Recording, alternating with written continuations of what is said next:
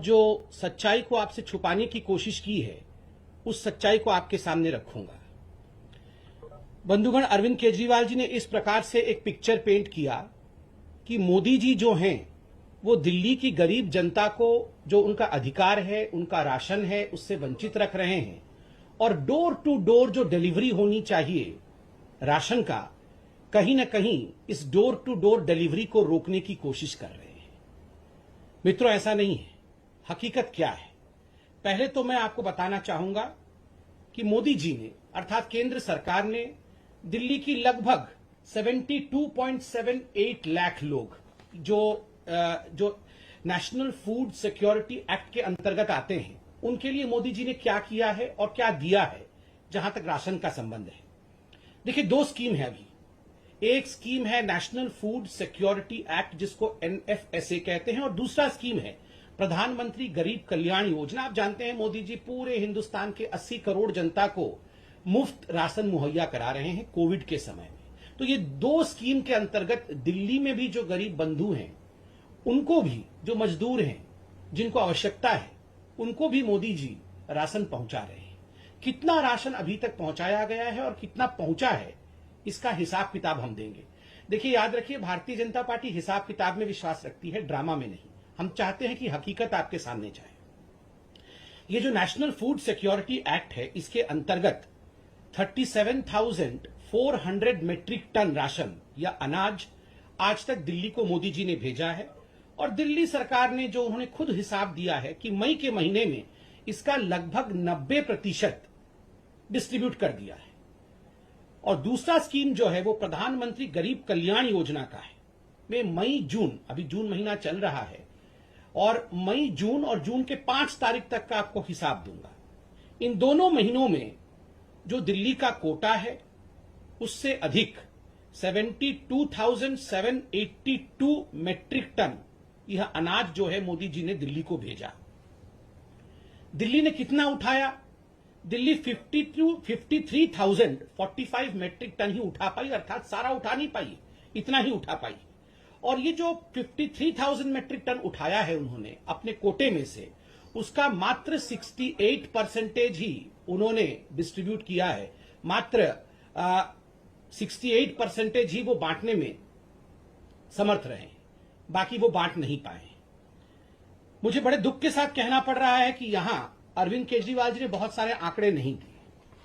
पहला आंकड़ा जो अरविंद केजरीवाल जी ने नहीं दिया वो यह है कि ये जो NFSA national food security act का स्कीम है, इसके अंतर्गत कितना पैसा, ये एक सब्सिडाइज्ड स्कीम है, अर्थात इसका पैसा जो है वो केंद्र सरकार देती है और एक बहुत मिनिमम पैसा जो है वो राज्य सरकार देती है।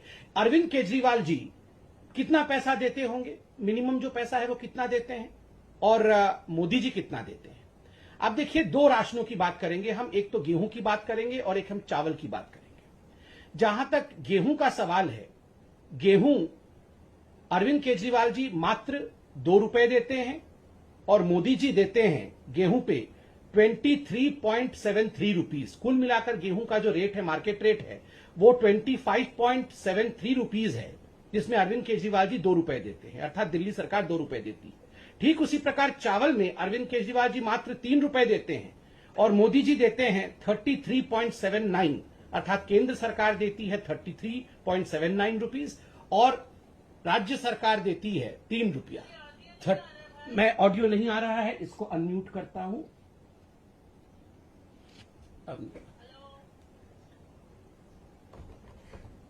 तो स्वाभाविक रूप से आप देखिए, जो अधिकांश रेट है वह केंद्र सरकार देती है और एक बहुत मिनिमल अमाउंट जो है वो राज्य सरकार देती है, मगर उसमें भी जिस प्रकार की राजनीति हो रही है वो हम सब देख रहे हैं। बंधुगण, ये जो नेशनल फूड सिक्योरिटी एक्ट है, यह एक राष्ट्रीय स्कीम है, यह एक नेशनल स्कीम है। ये पूरे राष्ट्र में, पूरे भारतवर्ष में एक यूनिफॉर्म स्कीम के अंतर्गत काम करती है, यूनिफॉर्मिटी के साथ काम करती है, चाहे वो दिल्ली हो, चाहे वो उड़ीसा हो, चाहे वो बंगाल हो, चाहे वो कोई भी राज्य हो, हर राज्य में यूनिफॉर्मली काम करती है। और कोई भी राज्य इसको डिसरप्ट नहीं कर सकता है। कोई भी राज्य का यह अधिकार नहीं है कि नेशनल फूड सिक्योरिटी एक्ट को बंद कर दे और अपने तरीके से उसी स्कीम में से स्कीम निकाले। देखिए, अगर अरविंद केजरीवाल जी वाकई गरीबों के बीच में इसके अतिरिक्त कोई राशन बांटना चाहते हैं और वो चाहते हैं कि वो गरीबों का कल्याण करे, इसके ऊपर कल्याण करे, तो उसके लिए अरविंद केजरीवाल जी राशन प्रोक्योर कर सकते हैं। जो केंद्र सरकार देती है उसके अलावा भी राशन खरीद सकते हैं और नोटिफाइड रेट में खरीद सकते हैं। अर्थात जो रेट मैंने आपको कहा उस रेट के अलावा भी, उस रेट के अलग भी, जिस रेट में बंगाल को मिलेगा, जिस रेट में झारखंड को मिलेगा, जिस रेट में उड़ीसा को मिलेगा, जिस रेट में उत्तर प्रदेश को मिलेगा, उस रेट में भी अनाज खरीद करके वो अलग से अपनी स्कीम चला सकते हैं। वो उसका कोई भी नामांकन रख सकते हैं। इसमें किसी प्रकार की कोई आपत्ति ना तो केंद्र सरकार को होगी, ना तो किसी को आपत्ति होगी। दोनों मिलकर काम कर सकते हैं। मगर जिस प्रकार से वो ये दिखाने की कोशिश कर रहे हैं कि केंद्र उनको उनका स्कीम चलाने नहीं दे रही है, ये गलत है। दूसरा विषय है अरविंद केजरीवाल जी का ये जो स्कीम है, जो घर घर राशन वाला स्कीम है, उसमें एक जो बहुत महत्वपूर्ण बात है, उसको बड़ी चतुराई के साथ अरविंद केजरीवाल जी ने छुपा दिया। उसमें एक प्रावधान है कि आप ये जो राशन है, जो आप फेयर प्राइस शॉप में पाते हैं, उस राशन को दिल्ली के कुछ एजेंसीज उठा लेंगे और जैसे कि गेहूं है उसको आटा बनाया जाएगा और जैसे चावल है उसकी सफाई की जाएगी और इसके लिए कुछ एक्स्ट्रा चार्ज दिल्ली की सरकार लगाएगी। देखिए, नेशनल फूड सिक्योरिटी एक्ट में कोई भी एक्स्ट्रा चार्ज के विषय में नहीं बताया गया है कि कोई एक्स्ट्रा चार्ज कोई भी राज्य लगा सकती है। जो केंद्र के नियम है उन्हीं केंद्र के नियम के मुताबिक चलना पड़ेगा। एक्स्ट्रा चार्ज कोई लगा नहीं सकता है। मगर मुझे दुख के साथ कहना पड़ रहा है कि अरविंद केजरीवाल जी ने इस महत्वपूर्ण विषय को, कि गरीबों से वो कितना एक्स्ट्रा चार्ज लेना चाहते थे, इस विषय को अरविंद केजरीवाल जी बताते नहीं है। इस विषय को अरविंद केजरीवाल जी छुपा देते हैं। और केंद्र सरकार ने स्पष्ट रूप से कहा है कि आप कोई भी केंद्र का जो कानून है, केंद्र का जो स्कीम है, उसमें एक्स्ट्रा चार्ज लगा करके उसे अलग तरीके से राज्य में रख नहीं सकते। तीसरी बात है, देखिए अरविंद केजरीवाल जी, आपने कहा कि आप गरीबों का भला चाहते हैं। One nation one ration card, पूरे राष्ट्र में एक राशन कार्ड हो, इसका प्रावधान केंद्र की सरकार ने किया था। बाकी राज्य इस काम को कर रहे हैं, आगे बढ़ा रहे हैं। मुझे दुख के साथ कहना पड़ रहा है बंधुगण कि दिल्ली की सरकार ने इस विषय को मना कर दिया कि वो one nation one ration card में आगे नहीं बढ़ेंगे और आज उन्होंने इस काम को आगे नहीं बढ़ाया है, जिसके कारण हजारों हजार जो मजदूर होते हैं, जो गरीब होते हैं, जो माइग्रेंट लेबर्स होते हैं, आज वो राशन से वंचित रह रहे हैं। जबकि यह प्रावधान बिना किसी पैसा खर्च के दिल्ली सरकार आराम से कर सकती थी। केंद्र ने इसका सारा प्रायोजन किया हुआ था और केंद्र ने बार बार चेताया है केजरीवाल जी को कि केजरीवाल जी, आप one nation one ration card इसको फॉलो करिए, इसको आप बनाइए। देखिए, अरविंद केजरीवाल जी कह रहे हैं कि वो घर घर जाके राशन देंगे और डोर स्टेप डिलीवरी करेंगे। बंधुगण, ये डोर स्टेप डिलीवरी सही व्यक्ति को हो रहा है कि नहीं, गरीबों के पास ये राशन पहुंच रहा है कि नहीं, ये कैसे मालूम पड़ेगा? उनका कहना है कि हम बायोमेट्रिक सिस्टम के माध्यम से जान जाएंगे कि डोर टू डोर डिलीवरी हो रहा है कि नहीं। हम आपके अंगूठे ले लेंगे, हम आपका कोई ऐसा बायोमेट्रिक निशान लेंगे जिससे कि ये जो हिसाब है कि सही व्यक्तियों तक पहुंच रहा है कि नहीं, वो हिसाब हमारे पास आ जाएगा। मगर यहां केंद्र की सरकार ने अरविंद केजरीवाल जी को रिमाइंड भी किया है और मैं भी बताना चाहूंगा कि एक point of sale EPOS machine होती है। आपने देखा होगा, दुकान में आप जाते हैं तो कई बार उसमें कार्ड स्वाइप होता है, एक मशीन होती है जो इंटरनेट के माध्यम से कनेक्टेड होती है और उसमें जो भी डेटा जाता है वो डेटा सरकार के उच्च अधिकारियों तक, सरकार के कंट्रोल रूम तक पहुंच जाता है। 2018 के अप्रैल के महीने से अरविंद केजरीवाल जी ने दिल्ली के जो 2000 फेयर प्राइस शॉप है जहां ये राशन वितरित किए जाते हैं, उन्होंने ये जो POS मशीन है, EPOS मशीन है, जो इंटरनेट के माध्यम से काम करते हैं, उन्हें बंद करवा दिया था और सब कुछ एक हाथ की प्रक्रिया से, एक मैकेनिकल प्रक्रिया से आरंभ कराया था। तो आप बताइए, सही गरीब तक जा रहा है या नहीं, ये राशन उचित व्यक्ति तक जा रहा है या नहीं, ये कैसे मालूम पड़ेगा जब आपने POS मशीन ही बंद कर रखा है? और अब बहुत कहने के बाद आपने POS मशीन चालू करने की बात की और दिल्ली की जनता को जान के आश्चर्य होगा छोटे छोटे राज्य जो दूर दराज इलाके में हैं, जिनके पास इंटरनेट की सप्लाई भी नहीं है या कम है, उन छोटे छोटे राज्यों ने पीओएस मशीन लागू कर रखा है। इन छोटे छोटे राज्यों ने इनका 80% से अधिक आधार कार्ड ऑथेंटिकेशन है। अर्थात ये जो आधार कार्ड के माध्यम से, कि आधार कार्ड एक गरीब व्यक्ति के घर में अरविंद केजरीवाल जी जाते हैं, उनको राशन देते हैं, तो आधार कार्ड के माध्यम से कि इस व्यक्ति को राशन पहुंचा कि नहीं, ये आधार कार्ड के माध्यम से मालूम पड़ता है। जो नेशनल एवरेज है वो 80% का है, किंतु दिल्ली में आधार कार्ड ऑथेंटिकेशन 0 है। अर्थात अरविंद केजरीवाल जी ने इस पे कोई काम नहीं किया है। हमें मालूम ही नहीं पड़ेगा कि अरविंद केजरीवाल जी ये राशन उठा करके किसको दे रहे हैं। तो आप बताइए, क्या ये एक बहुत बड़ा स्कैम, मैं तो कहूंगा ये स्कैम होते होते रुका है। ये बिल्कुल 25 तारीख से जो अरविंद केजरीवाल जी ये जो राशन डाइवर्टिंग सिस्टम, ये कहीं ना कहीं राशन को डाइवर्ट करना चाहते थे। ये इतने बड़े स्कैम को करना चाहते थे कि आप देखिए, जिस व्यक्ति तक ये राशन पहुंचना चाहिए उस व्यक्ति तक ये राशन नहीं पहुंचेगा, और ये राशन न जाने किसके पास पहुंच जाता।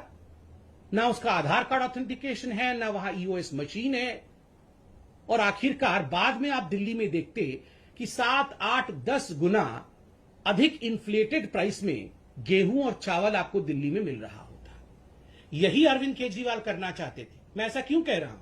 आज अरविंद केजरीवाल जी ने राशन के घपले, राशन माफिया, सबके बारे में बात की। बंधुगण, आपको ये याद है ना, ये राशन कार्ड कैसे बनाते थे इनके मंत्री, आपको याद है ना? ये इनके राशन कार्ड मंत्री राशन कार्ड ऐसे बनाते थे, फेवर लेके लोगों से राशन कार्ड बनाते थे। पूरा केस कोर्ट में गया और अरविंद केजरीवाल जी को अपने मंत्री को ही हटाना पड़ा।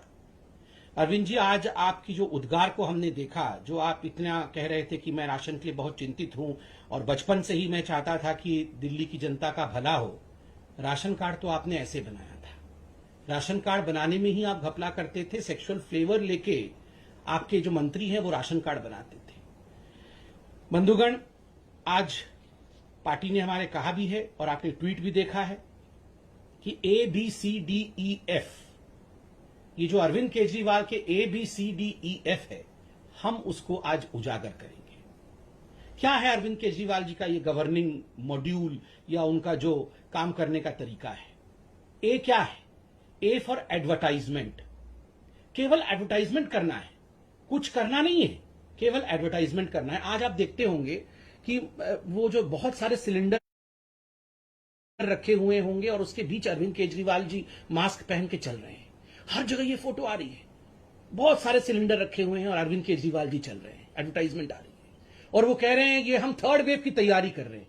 अरविंद केजरीवाल जी, ऐसे ही अगर आप सिलेंडर के बीच में मास्क पहन करके 2nd वेव से पहले चल दिए होते तो आज 2nd वेव ही नहीं होता और ये सारी चीजें नहीं होती। आप उस समय भी एडवर्टाइजमेंट कर रहे थे, आज भी एडवर्टाइजमेंट कर रहे हैं। 1000 करोड़ रुपए, 900 करोड़ के आसपास आपने एडवर्टाइजमेंट में खर्च किया। और दिल्ली वासियों, अगर यही 900 करोड़ रुपए उन्होंने राशन पे खर्च कर दिया होता ना, तो आज घर घर अनाज तो क्या, घर घर फल फ्रूट तक पहुंच गया होता। सबके घर में एक सेव, एक अनार भी पहुंच रहा होता, अगर वो वाकई 1000 करोड़ रुपए एडवर्टाइजमेंट पे नहीं खर्च करते। A for advertisement, B for blame. हर चीज में मोदी जी आपने ऐसा कर दिया, मोदी जी आपने वैसा कर दिया, मोदी जी आपने मुझे ऑक्सीजन नहीं दिया, मोदी जी आपने मुझे रेमडेसिविर नहीं दिया, मोदी जी आपने हमें हॉस्पिटल का बेड नहीं दिया। फिर सुबह उठ के देखो तो टीवी पे चल रहा होगा, अरविंद केजरीवाल जी ने सबको बेड दे दिया है, अरविंद केजरीवाल जी ने सबको ऑक्सीजन दे दिया है, हम घर घर ऑक्सीजन पहुंचाएंगे। अरे आप तो ब्लेम कर रहे थे सुबह से ही कि मोदी जी ने आपको कुछ नहीं दिया, और फिर कैसे आपने घर घर पहुंचा दिया? मोदी जी राशन नहीं दे रहे, राशन क्या दे रहे हैं मोदी जी ने? हमने अभी आपको आंकड़े दिए हैं। मोदी जी 25 रुपए दे रहे हैं, आप 2 रुपए दे रहे हैं। मोदी जी 33 रुपए दे रहे हैं, आप 3 रुपए दे रहे हैं। और उसके बाद भी आप इतनी जोर आवाज कर रहे हैं, जबकि जो भी आपका ड्यू है वो ड्यू आपको मई और जून के महीने का वो दे दिया गया है, आप उसे डिस्ट्रीब्यूट नहीं कर पा रहे हैं। फिर भी B for blame, A for advertisement and B for blame. C for credit. हर चीज में क्रेडिट लेना है जी इनको, बस क्रेडिट। सुबह से उठकर दोनों भाई अरविंद केजरीवाल और मनीष सिसोदिया 2 डायरेक्शन में निकल जाते हैं, क्रेडिट लेने की डायरेक्शन। अरे आप तो खुद ही बोलते हैं हमें काम करने नहीं दिया जा रहा है, कोई भी नहीं चाहता है कि दिल्ली सरकार काम करे। मोदी जी आपको सारे अड़ंगे अटका के रखे हुए हैं, कोई भी आपको आगे नहीं बढ़ने दे रहा है, फिर कहे चीज की क्रेडिट ले लेते हैं जी। मोहल्ला क्लिनिक खोल दिया जी हमने, पूरे विश्व का सबसे बड़ा मोहल्ला क्लिनिक है। आप देखिए हर गली कोने में मोहल्ला क्लिनिक है। इतना क्रेडिट लिया आपने, फिर निकला क्या? खोदा पहाड़ निकली चुरिया। वो मोहल्ला क्लिनिक का क्या हो रहा है जी, आप बताइए। और तो और मैं तो आपको एक जजमेंट भी पढ़ के सुनाऊंगा, पहले एबीसीडी कंप्लीट कर। C for credit, A for advertisement, B for blame, D drama. आज पता नहीं किस, मैं तो मोदी जी आप देखिए लड़ने का समय ही नहीं है जी। हम सबको मिलके काम करना चाहिए जी। हम किसी भी विषय में मैं राजनीति नहीं करता हूं। अरे अरविंद केजरीवाल जी, हर विषय में आप केवल राजनीति करते हैं। सुबह से शाम तक राजनीति, सर्जिकल स्ट्राइक हो तो राजनीति। 26 जनवरी के समय तो आप रजाई ओढ़ के लेटे हुए थे। आपको याद है ना राजपथ पे कैसे रजाई ओढ़ के लेटे हुए थे कि 26 जनवरी तक नहीं होने दूंगा। और आप बोल रहे हैं आप राजनीति नहीं करते हैं। हर चीज में राजनीति करते हैं। वैक्सीन में राजनीति, राशन में राजनीति, ऑक्सीजन में राजनीति, बेड में राजनीति, वेंटिलेटर में राजनीति, हर चीज में राजनीति करते हैं। और फिर ऐसा ड्रामा करते हैं कि मैं तो कुछ नहीं करता हूं जी, वो सारा कुछ मोदी जी मुझे नहीं करने दे रहे हैं। और ए बी सी डी तक तो हो गया। ई एक्सक्यूजेस, बहाने। हर चीज में आप बहाने देख लीजिए, हर चीज में बहाने देख लीजिए। जब आज स्पष्ट रूप से आपको सरकार ने कहा है कि आप घर घर राशन देना चाहते हैं, स्वागत है। अनाज है, गोदाम में अनाज है, आप आए, अनाज खरीदें। और जिस प्रकार भी मुख्यमंत्री घर घर योजना चलाना चाहते हैं, केजरीवाल जी घर घर योजना चलाना चाहते हैं, कौन रोक सकता है जी आपको? आप आइए, गोदाम से जो नोटिफाइड रेट है उसमें खरीदिए, खरीद के जाके घर घर बांटिए, कोई आपत्ति नहीं है। नहीं, जो मोदी जी दे रहे हैं उसी में अड़ंगा फंसाना है और फिर बाद में रोना भी है, एक्सक्यूज भी ढूंढना है कि देखो जी मोदी जी ने नहीं करने दिया। अपना सारा पैसा एडवर्टाइजमेंट पे खर्च कर देना है। और जो एक नेशनल यूनिफॉर्म स्कीम चल रहा है उसको कैसे नहीं होने देना है, ये आपने देखना। E for excuse. और जब A for advertisement, B for blame, C for credit, D for drama और ई फॉर एक्सक्यूज होगा तो स्वाभाविक है एफ फॉर फेल्योर। गवर्नमेंट का पूरा फेल्योर हो गया है। ना एक हॉस्पिटल बनाया, ना कोई इंफ्रास्ट्रक्चर बनाया, ना वेंटिलेटर प्रोक्योर किया, ना ऑक्सीजन प्लांट बनाए। कभी कहते हैं इस महीने में 44 ऑक्सीजन प्लांट बन जाएगा, उसके अगले दिन कहते हैं 84 बना देंगे जी। मतलब क्या मजाक बना के रखा हुआ है? बन तो एक भी नहीं रहा है। कभी 44 बना देंगे, कभी 64 बना देंगे, कभी 84 बना देंगे, फिर सुबह आके मोदी जी ने बनाने नहीं दिया। तो अरविंद केजरीवाल जी, ये A B C D E F के ड्रामा को बंद करिए। और मैं एक विषय भी आपके सामने केजरीवाल जी रखना चाहता हूं। आज आपने एक ऐसी बात कही जो आपको शायद नहीं कहना चाहिए था। देखिए केजरीवाल जी, आपने कहा कि ये जो दुकानदार हैं ये सुपर स्प्रेडर हैं। बिल्कुल नहीं है जी। ये दुकानदार हमारे रीढ़ की हड्डी हैं। दिल्ली में जितने भी दुकानदार हैं मैं तो उनके पैर को छू के नमस्कार करता हूं जी। बीजेपी तो उनके पैर को छू के नमस्कार करती है। ये दुकानदार हमारे बच्चों को, हमें राशन देते हैं। कोरोना के समय बेचारे इतने दिन तक लॉकडाउन में रहे हैं, आप इनको कह रहे हैं कि ये सुपर स्प्रेडर है और ये हमारे बच्चों को मार डालेंगे। हमारे दुकानदार हमारे बच्चों को क्यों मार डालेंगे भला? आपने कहा कि मां बाप दुकानों में आ जाएंगे और फिर मां बाप को कोरोना हो जाएगा और फिर हमारे बच्चों को। आप डराते क्यों हैं लोगों को?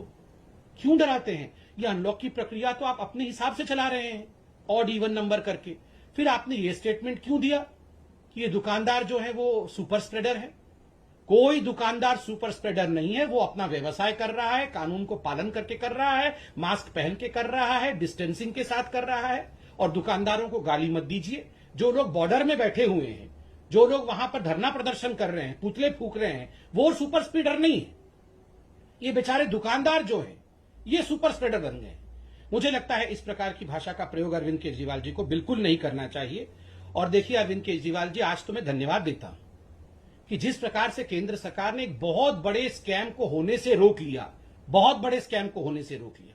और वो स्कैम था कि आप ये सारा का सारा जो गोदाम से डाइवर्ट करने वाले थे अनाज गरीबों के नाम पर और इसका स्कैम करने वाले थे, आज वो स्कैम होने से रुक गया है। मुझे लगता है ये दिल्ली की जनता के लिए बहुत राहत का विषय है। बहुत बहुत धन्यवाद। कैसे करें उनका सवाल कैसे ले? अब उनको लिया है क्या वो वाला? उसको ला, वो म्यूट ही था ना।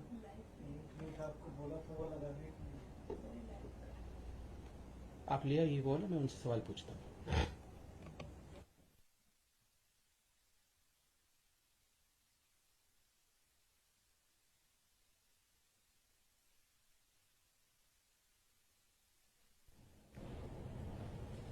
सर, आप राशन की बात कर रहे हैं, पर ये बार बार होता रहा है कि अरविंद केजरीवाल ने ये भी बोला कि उन्होंने एक बार नहीं 4 बार फाइल भेजी थी एलजी के पास, और एलजी चाहते तो उसको सिर्फ अप्रूव करके भेजना था और डिलीवरी हो जाती राशन की गरीबों को।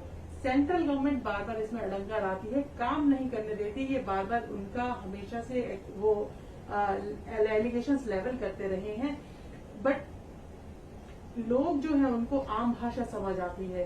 उन्हें समझ आता है कि दिल्ली गवर्नमेंट ने एक फाइल भेजी, एलजी ने उसे रिफ्यूज कर दिया, तो ये नहीं देना चाहते। टेक्निकलिटी इसमें हालांकि बहुत होती है। तो कैसे बीजेपी इंश्योर करेगी कि फैक्ट्स एकदम लोगों के सामने रखे, ताकि दूध का दूध और पानी का पानी हो?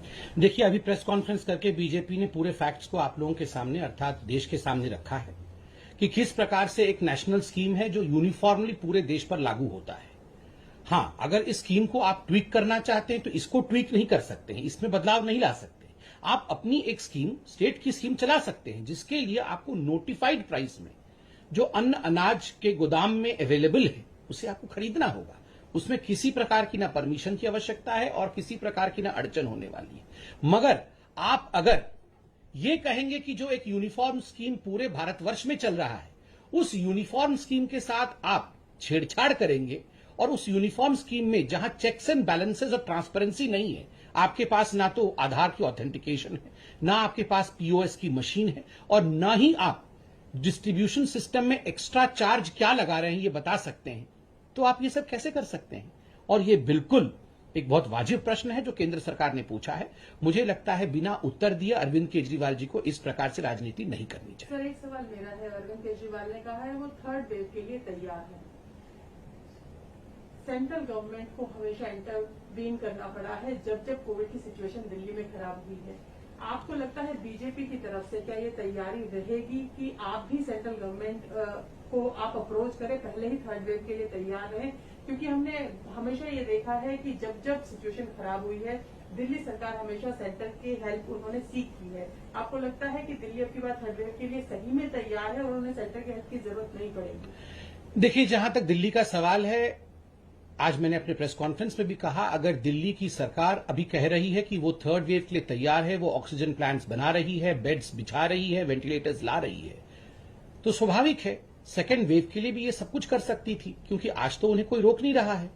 उसका अर्थ है उन्हें पहले भी कोई नहीं रोक रहा था। क्या कारण था कि सेकेंड वेव के लिए दिल्ली की सरकार तैयार नहीं थी, बावजूद इसके कि सेकेंड वेव की वार्निंग मोदी जी की सरकार ने उन्हें मार्च के महीने से पहले दे दिया था। 5-6 बार चिट्ठी लिख के केंद्र की सरकार ने अरविंद केजरीवाल जी की सरकार को चेताया था कि दूसरा वेव आएगा, उसके लिए आप तैयारी कर लीजिए। अगर यही तैयारी जो आज वो दावा कर रहे हैं कि थर्ड वेव के लिए वो कर रहे हैं, यही तैयारी वो सेकेंड वेव के लिए करते, तो जितने लोगों की मृत्यु हुई है दिल्ली में, जिसका सर्वाधिक केस फैटेलिटी रेट रहा है, आज ये लोग हमारे बीच में होते और इतने परिवार आज इतने दुख से नहीं गुजर रहे होते। कहीं ना कहीं अरविंद केजरीवाल आज भी एडवर्टाइजमेंट और दिखावा की राजनीति कर रहे हैं। सर, एक सवाल राहुल गांधी पे भी, उनका एक ट्वीट आया है, उन्होंने कहा है ब्लू टिक के लिए मोदी सरकार लड़ रही है और कोविड का टीका चाहिए तो आत्मनिर्भर बनो। देखिए, राहुल गांधी जी मुझे लगता है केवल ट्विटर ही खेलते रहते हैं। राहुल गांधी जी के लिए ट्विटर पे ही राजनीति करना उनका राजनीति का सबसे महत्वपूर्ण विषय है, उनका सबसे बड़ा प्लेटफॉर्म है। हमें लगता है गरीबों के बीच राशन देकर, हमें लगता है जिस प्रकार से इतने बड़े वैक्सीनेशन ड्राइव को भारत की सरकार ने चलाया है, वो अपने आप में एक बहुत ही प्रशंसनीय कदम है। सोशल मीडिया के प्लेटफॉर्म से बाहर रियल प्लेटफॉर्म में उतर करके काम करने की आवश्यकता है, और हम तो सुझाव देंगे राहुल गांधी जी को कि आप इस प्लेटफॉर्म से बाहर जो कांग्रेस शासित राज्य हैं, जिनमें घपले घोटाले हो रहे हैं वैक्सीन को लेकर, कहीं जमीन पे गाड़ दिया जा रहा है, कहीं डस्टबिन पे फेंक दिया जा रहा है, तो कहीं पर जो वैक्सीन सरकारी रेट पे प्रोक्योर किया जा रहा है वो आप प्राइवेट हॉस्पिटल्स को दे रहे हैं बेचने के लिए, प्रॉफिटियरिंग करने के लिए। वो इन विषयों पे जरा फोन उठा करके अपने मुख्यमंत्रियों से बात कर ले, उसके बाद ट्वीट करते रहे वो अलग विषय है, पहले फोन उठाकर बात कर।